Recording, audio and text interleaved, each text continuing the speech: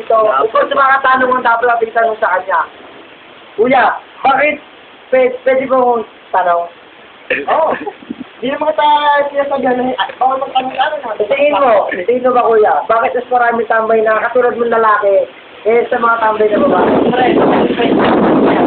Kaya ko yung sagutin na nakapusit ako. Ganito yun. Mas marami nakatambay na lalaki ganito sa babae. Kaya yung babae kung hindi siya nag-aaral, sipin mo, hindi nag-aaral, siyempre sila merong gagawin sa bahay.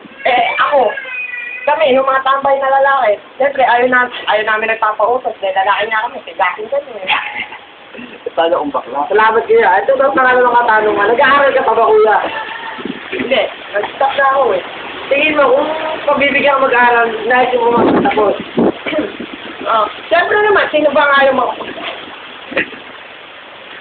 Tingin mo kuya, bakit mas gusto mo tumambay dito sa mag-aaral? Hindi ko kaya gusto tumambay. Bakit ito kayo? Siyempre, ayaw ko gawain ba? Makulit ka pa? Sa tingin mo? Kasi yun. Ayaw ko tumambay. Tapos ayaw ko rin gumawa sa gawain tayo. In short, gusto mag-aral. Tingin mo, sa ginagawa mo pagtambay maghapon, anong malaking maitutulong mo sa mga magulang ko? Pagtambay ng maghapon. Ikaw, isipin mo na lang sa tanong mo. Tingin mo, ikaw nga kuya ang katanungan ko. Ikaw nga eh. Kung ano nasa sagot mo sa tanong mo. Kasi, hindi na kita yung damdamin.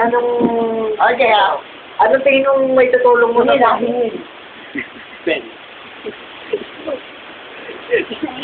Okay, may tutulong mo? Wala, kasi diba maghapon? Siyempre, magtambay ka na. Ano ba Ito, sa pinakamuling katanungan, anong gusto mong maitulong sa'yo ng gobyerno na magkakaroon ka ng magandang kinabukasan? Siyempre, mas gusto ko na lang kung meron free education sa high school hanggang college.